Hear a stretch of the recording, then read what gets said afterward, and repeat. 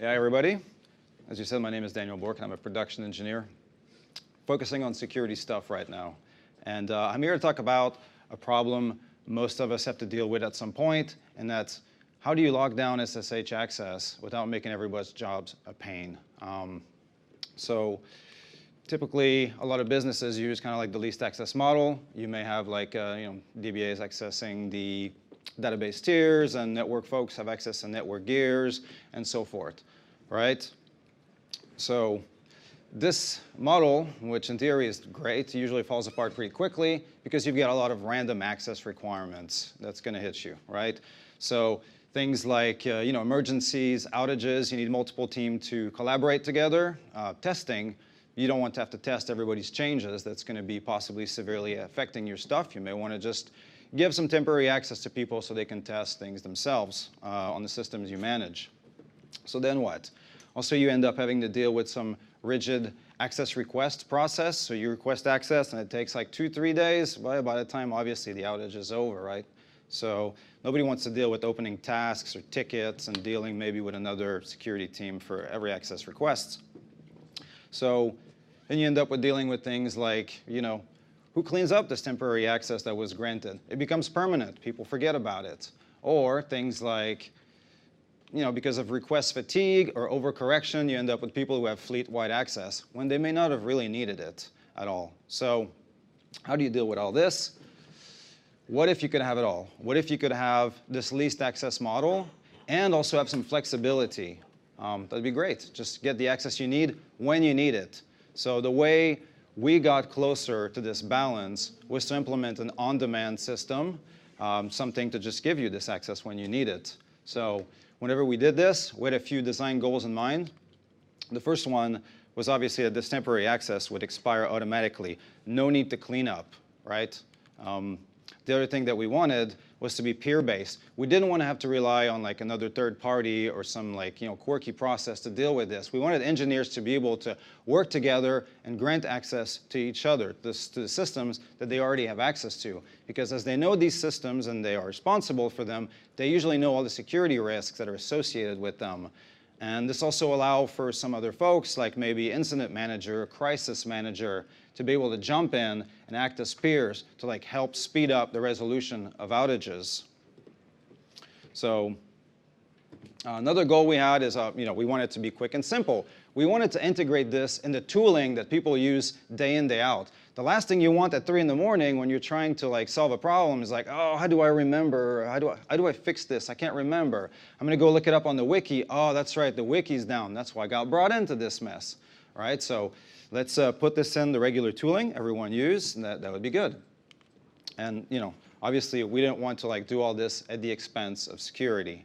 So I could jump into the implementation detail, but it's a lot easier if I just kind of go over an example of how this stuff works. So I'll just run through a scenario, and we'll see how it goes afterwards. So let's just imagine that Jill is the engineer on call for web server tier, and she's troubleshooting some problems. Clearly, she's having some fun. She thinks it's a database client-related issue, so she's out of ideas. So hey, she's going to ping Bill. He's on call, database servers and database tiers, and hey, Bill, can you help me with some stuff here? Sure. Of course, Bill doesn't have access. He gets access denied, can't get in. At this point, Bill can either be sorry, can't help you, or hey, let me open a ticket to get access, and in 2 days I'll be back, and then I can help you, right? But what if there's another scenario, something better? What if instead of this happening, SSH would then present Bill with a list of possible peers that can grant his requests right now to get on those servers? So from this list, he spots Jill, who just happens to be the on-call for those servers, and he was working with her, so great. He picks Jill, enters a reason as to why he needs the access, hits enter, and an access request is generated, and Jill gets informed of this access request. She gets a message, either via instant messenger, email, whatever. She opens the message. It contains a link to a tool she can go to, an approval UI of some sort, right? So as she follows this link, she's presented with all the details on the request. It's Bill. He's trying access to these servers. There's information about Bill. He's on this team. It's yes, I know Bill. and I know the server is trying to approve, to get to. I'm going to approve the request. So she stamps the request, pushes the button. A few things happen. At this point, Bill is informed that his request was approved. An approval token is generated, and SSH unblocks, turns around, and obtains an SSH certificate that is temporary. SSH is now able to attempt to log in again, and this time it's successful. So how does this actually work? What's happening behind the scene? Before I get into those details, I just want to review SSH certificates real quick, because I know most everybody's familiar with keys, but not everybody's super familiar with SSH certificates. So comparing them to keys, there's some major differences with, keys just having a single identity. It's just one thing that you have to go set up everywhere. With certificates, they can contain multiple identities. It's kind of like a keychain of principles that can grant you access to many different things. SSH keys, when you want to use them, you kind of have to go modify all the server's doors, the locks. You generate your key, and then you go and install it everywhere else. Where with certificates, you pre-configure all your servers to allow certain principal access to certain accounts, and then you just change the user's keychains by granting them new certificate with different principals based on new things they have access to. With SSH keys, when you generate them, they're valid forever. They don't ever expire. SSH certificates are created with a lifetime in them. So this is key to this design, because then we can just use short-lived certificates and they'll automatically expire. No need to clean up. SSH keys are self-signed, where certificates are usually signed by a third party, a trusted CA. So we know where this stuff came from. We know where this access was granted at. So how does this actually look like if you were to implement this? There's a very basic setup. The first thing you have is a CA service. So this is a service that grants certificates that will be trusted on your environment. We implemented our own. There's some commercial options. There's some open source options. And if you're interested in implementing your own, there's a very interesting article by a fellow Marlon Dutra. If you just search the web for Facebook SSH certificates, you'll find it. It kind of tells you everything you need to know to implement your own. So with this CA service in place, clearly you have some devices that's running SSH. You publish the CA's public key onto those devices using whatever host management or something else that you are using. And you tell SSH to trust anything signed by the CA. And at this point, that's great. SSH will trust those certs. But how does SSH know to grant access to particular accounts based on the content of the certificates? And that's where you have more configs, and you pretty much just map accounts to more configs. So let's say you have a user account called admin. Then you could have a file that basically lists all the principals that will grant a user access to this admin account if this principal is in the certificate he's presenting during login. So in the case of Jill, she usually gets her certificate. She gets their certificate using her own user certificate. So she connects to the CA service. Hey, I want an SSH certificate. Our CA service will look up maybe LDAP, some AAA backend, whatever you want to use to determine what to put in there. One of those certificates, one of those principal is the admin at ProdWeb, for example. And now with the certificate, she's able to get in because SSHD trusts anything signed by this CA server, and it contains the principal needed to log into these accounts. So as you can see right here, you can just pre-configure your server, and granting access to different people doesn't require changing anything on the server side afterwards. So with this quick review in mind, let's talk about what's doing all the heavy lifting of our on-demand system. That's an SSH wrapper. Let's consider you've got this SSH wrapper that you wrote. We'll call it ADMSH. Its job is just to give you admin shell on places. Back into our example, Bill was trying to get into this web server. And you got the usual permission denied. I'm sure you're all familiar with this message from SSH. But instead of just exiting, this time you got presented with a prompt. If you want access right now, just give me a reason why. Well, I'm helping out with database client issues. Great. Who do you want to approve this request? So it presents a few people. For example, the on-call for those servers, which he recognizes, and totally fictional name, by the way. Also, an incident manager who happens to be on call right now, who also has the ability to approve some of these requests. So it's also possible to manually enter a username in case none of the people in this list, fits the bill. So after selecting a person, entering the reason, punching enter, this request is then created. And then our wrapper blocks waiting for the approval or denial to happen. Bill is informed of the request ID in case maybe the messaging system is down and Jill's never going to get it, or maybe the approval interface is totally broken. So by having the request ID in hand, maybe Bill is able to jump on some side channel, maybe like some Slack side channel or IRC or something like that, and ask like, hey, is anyone does anyone have access to the server? Can you please, help me and approve this request? So it's just kind of like another way, to get around, another way to get access. It's better to have more options than not enough. So this request is created. What's in this request token? So you can think of this request token as just a bundle of three things, right? You have the request body, which is just a data structure, real simple stuff like, hey, where is Bill trying to get to and why? And maybe a timestamp so you can have a TTL. A signed hash of this body. So with a signed hash, we now have a request that's tamper-proof. And you also include your user certificate that you used to do the sign hash. So this does two things. A, allows you to validate the entire token. It allows any system to validate the entire token. And it also ties a user to this request securely. So now that you have this bundle, this token, you just need to store it somewhere, serialize it, package it, however you want to do it, and stick it on some storage. And because the request was tamper-proof, the token was tamper-proof, it doesn't even have to be any secured storage. What's important is it's something that's like resilient, something solid, because it's usually used for troubleshooting. You kind of want to use something that's, doesn't have a lot of dependencies to it if possible. So, great. The request is created. So, back to Jill. Jill now gets the ping. Bill's requesting access. Here's the link. She opens the link, she gets an approval UI. Before the approval UI even shows anything, it's going to do a few things, right? Of course, it's going to have to fetch this request token, and then it's going to validate it. It's going to do a few things like, make sure the integrity is valid, check the signature. It's going to do a full chain of trust. It's going to make sure that this hash was signed with the certificate that came with it. It's going to check that the certificate was issued by a CA that you trust.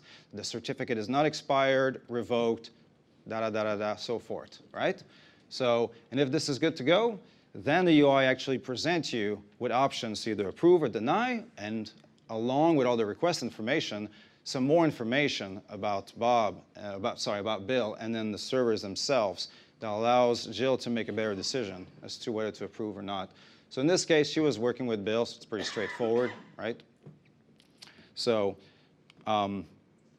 whenever she pushes the button to approve, then an approval token is generated. So what's in this approval token? It's kind of more of the same, really. It's just the body, a signed hash of the body, and a certificate used to sign the hash, serialized, and stored on some place. So let's look at kind of like some of the key differences in between those tokens. You'll see that on the approval token, you have a username in it, which is like, hey, who can claim this approval token? Who can request a certificate based on this token? There is no username in the request because we want anyone with access to be able to approve it. We don't want to tie it down to a particular person, right? It also has a target in there, which is the principal that will be granted to you whenever you claim your temporary certificate. So now that this certificate, now that this token, this approval token exists, our wrapper can unblock because it was looking for it. It was waiting on it. And great, I'm ready to get a certificate now. How does that look like? What does that look like? We need to talk to our CA. Remember, our CA is the thing that grants all the rest, that provides all the SSH certificate. There's just a few things our wrapper needs to do is generate a key pair, your usual SSH key pair, but instead of writing it to disk, either, puts it in memory or use PKCS11, whatever you want to use. It needs to establish a secure connection to our CA. Clearly, you need to authenticate with a CA in order to get a certificate. CA needs to know who you are to make sure you're not an imposter. And then you just pass along the public key that came from the pair, and then your approval token. Just two things that you need to give to the CA. And at this point, the CA will generate you a certificate, hand it over, and then you save it with your keys, and then you can use this for whatever you need to. SSH, SCP, anything that uses libSSH will be able to use this temporary certificate for the lifetime of the certificate, which is pretty handy because typically you don't just do a one-shot, log into a server. You need to go back and forth maybe a few times and so forth. Now, I said if successful. That's because our CA is going to be doing a bunch of checks before it just hands it over. So one of the things it's going to do when it validates the request is just going to redo a lot of the stuff. It just, in case someone's trying to do something funny. Some bad actors, who knows, right? So it's just going to redo the whole validation, the chain of trust and everything else that I talked about earlier. It's going to redo it again. It's also going to make sure that the person who's claiming this token and is requesting the temp cert is actually the person that the token was meant for. And the last is to make sure that the person who approved this request actually has access to the things that they're approving. Now, I'm a security person, so I'm paranoid. I don't have a problem believing that we have one bad actor trying to do this, but I also don't have any problem believing that I might have two bad actors working together trying to do something funny. So this will take care of that because you can't approve things you don't have access to, right? So if everything's good to go, then the certificate is minted, is generated, and then returned back to our wrapper. What goes in there? What is in it? Well, first of all, it will be a short-lived cert, maybe a few hours, just depends. And then what principles will be in there? They're based on the target. They're based on what was approved in the approval token, right? So this is really kind of the few things that needs to know when generating the certificate. Hands it back to our wrapper, and then our wrapper is ready to give it another go with the temp certificate, and boom, we're in, we're good to go. Bill gets in, start poking around. Turns out it's not a database client issue after all. I know this never happens, and this wraps up the talk. I got plenty of time for questions.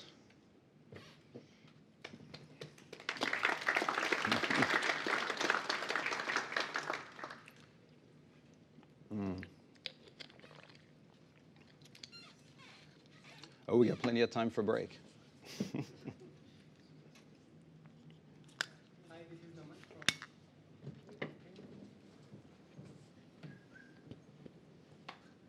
I can hear you. You can speak loud. It's fine. Yeah. So this is Naman from YouTube Insights. I have a question. So while wrapper is making a request, did you enable a timeout or something? Did you enable any timeout? Yes. While wrapper is making a request. Yes. If the second person who is not approving the request, so will it got timed out and decline the request or something?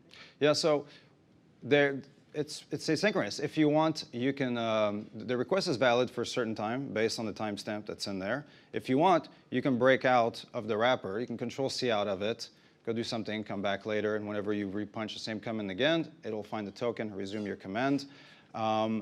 And whenever you redo this again, you're asked like, hey, do you want to select a different approver this time?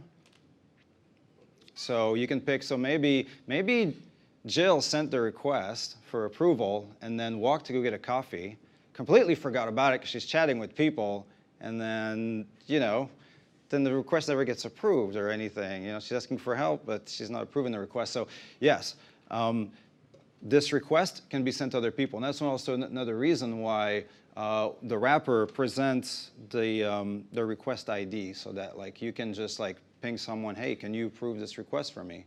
And anyone can just use also a command line, not just a GUI, but a command line to approve this request. And if I hit Control-C, again I am doing, so that token will be regenerated, the new token will be regenerated? No, it's just generated and stored once. Okay, so every time the same token will be used. Yes, the token will sit there until it's actually used. So you don't need to redo another request with a whole new token. And when this token will be get expired? Then at this point, whenever our wrapper sees it like, hey, I already have a request token that exists that's not been approved, it'll see that's like, is it expired? And if so, then it has to regenerate a new token, put it in place. And that admin has to give the timestamp, okay, till this 5 minutes or 15 minutes, this user has to be approved. I'm sorry, I didn't get the question. So the admin have to give some timestamp, like 15 minutes you will be approved to access this server. So typically that's kind of like predefined ahead of time, how long you can grant access. It's a custom config. Yeah, that is kind of a config on the CA server side.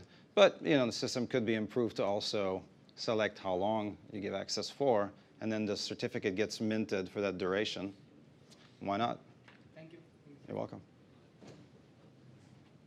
So this is more a question for the whole room.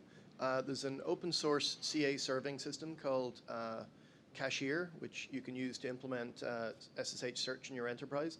So if anyone really likes the idea of this, it'd be great to maybe work with Daniel, get some ideas on how to implement it for the open source system so everyone could build one of these into their enterprise. Yeah, thank you. Yeah, SSH certificates have been something that's like super handy because trying to revoke keys, how do you revoke keys? They're not really easily revocable. You go try to delete it out of everybody's authorized keys files, or they're kind of a pain to deal with, and certificates are definitely a big, big improvement for those who haven't been leveraging those yet. Yes? Yes. Does Jill also need a temporary key to access the servers? So Jill basically gets this SSH certificate daily.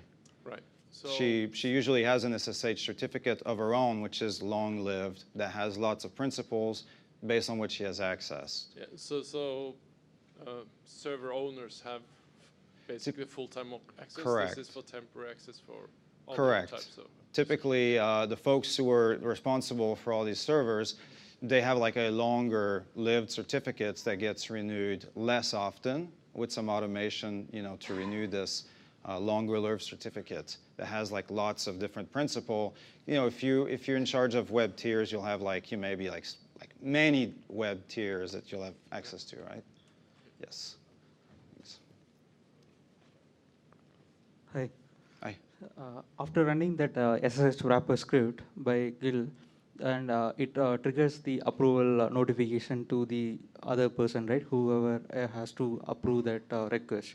How that wrapper will know the access is granted?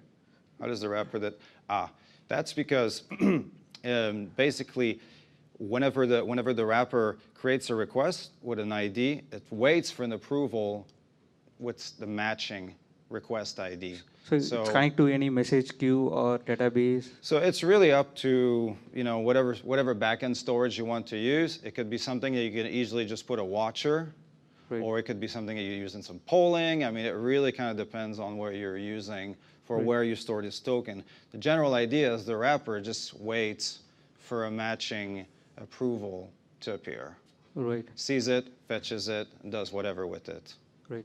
And another question I got, where that wrapper, where that lifetime of the token will be mentioned. So the lifetime of the access, right? So how long that access has to be granted? I'm not sure. Are you asking what defines the lifetime of the token, or what defines Yeah, lifetime of the token.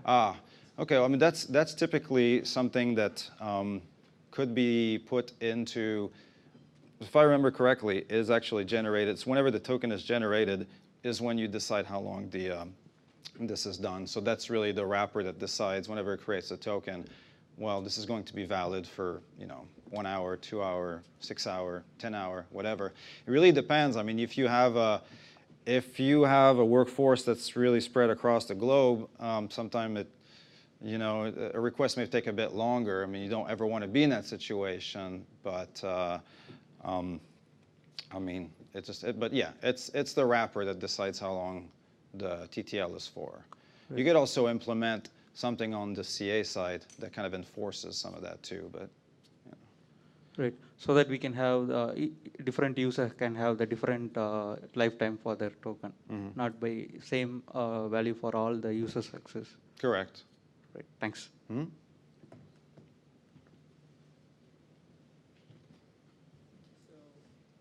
once a user has got access to the system, in that home directory, there will be the access token will be stored, right? No, it's just stored on some different backends.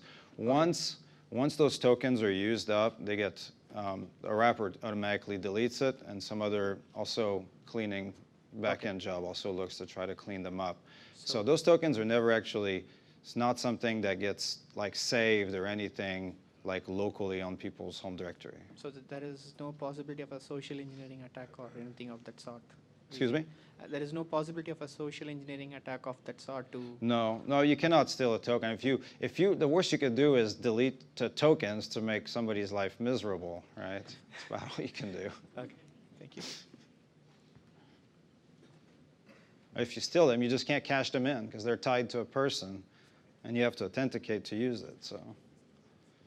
So what if you needed more than one person to like help you debug the problem? What if you wanted an entire team, like, I don't know, 10 people to help you debug the problem? That's an interesting one. And that's an improvement that's in the work where you can specify multiple targets. And then you may have some special approvers who have access to lots of targets. There's some special folks that are able to approve. Typically, like incident manager, they kind of like, even though they're not the engineers who manage these systems, they have some special approval rights. Or maybe you have some parallel request that goes and does that, so that then your certificates, your temporary certificate, will be returned. Will have multiple principal to like different. Yes, because if you're responsible for, if you're trying to troubleshoot a whole stack, you may need to access to all sorts of different types of servers. Yep. Again, that's the beauty with the SSH certificate. They contain multiple identities. How do you maintain this wrapper? Like wrapper will going to collect any data from the user, like only authorizes the user, or it will collect any kind of information like what commands the user is issuing? So we could, that's currently no. Currently it just grants you, because that's not something that you can put in the SSH certificate. You cannot put that in there, but I'm sure some ways to figure out a way to limit it down. But maybe if the accounts that you have, those accounts are kind of like limited operator accounts. You can only do so many things. That's another way to get there. How do you differentiate between the user roles between the servers? How do I what? Sorry? How do you differentiate the user roles between the servers? How do I differentiate the user roles between the servers? Some server I'm maybe having a super user access, and some servers I will be having just a normal user account. How do we differentiate that? I guess it really, for us, we ended up like baking a lot of extra logic to deal with a lot of edge cases, to where on some system the admin account is one thing, and on some other system the admin account is another thing. So that was kind of a lot of things that was specific to our environment, and that's where like implementing most of this is actually not that long. Dealing with all those edge cases like that is what took forever. That's the fun part. Dealing with different time zones, somebody requesting access, and the service owners are across the globe and they're all asleep, and all these edge cases, it's the fun part. Is there any kind of multi-factor auth or any opportunity to add MFA? Yes, I mean, technically every time, every time you, at least for us, you have to use two-factor as part of this system. Whenever you SSH, you will have to use two-factor to actually log in. But I mean, we could implement it also. So whenever you go to cache in, either you go to approve or you go to cache in, someone's two-factor OTP is passed or something. Yeah, right. Yeah. Thanks. Hi, Jörg. There are manufacturers of popular network or storage hardware that offer SSH as well for managing their appliances, but they are usually not aware that CA certificates for SSH even exist. Is that something that concerns you, or are you even working on something? Most of the things that we've seen so far do support it. There are some things, I know that we have gotten some commercial stuff from a vendor that I shall not mention that do not support SSH certificate, and we're kind of upset.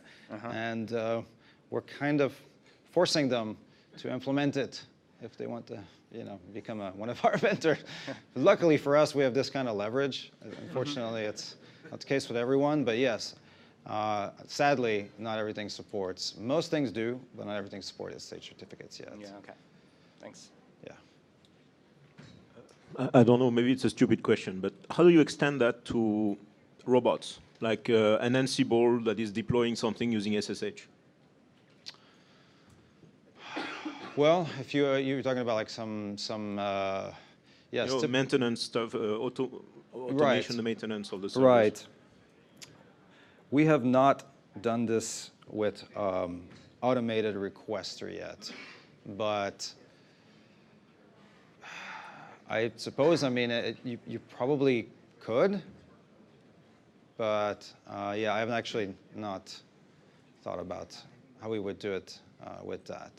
Because typically the automation layer gets the request they need through another existing mean, so it was not something that was a use case here.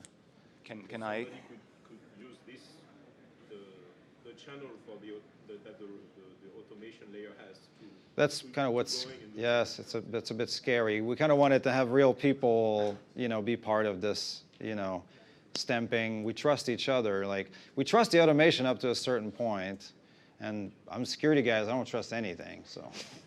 Can I comment on this? Yes. Because usually when you have an automation, right, you write code for the automation and you use your version control system and you have somebody like a code reviewer approve your code and all the changes that go into the automation. And the automation works this exact same way every single time you run it, right? So you don't need a new approval every time you run your automation. So you can see your automation as being pre-approved, right? And you only want to special approvals for actual humans where you don't know what they are going to do. Yeah, you can, correct. You can bake in special things that are allowed to, where to go, what you're allowed to do. Yeah. Cool. There's no more question. Hey, those were great questions. Thanks, everyone.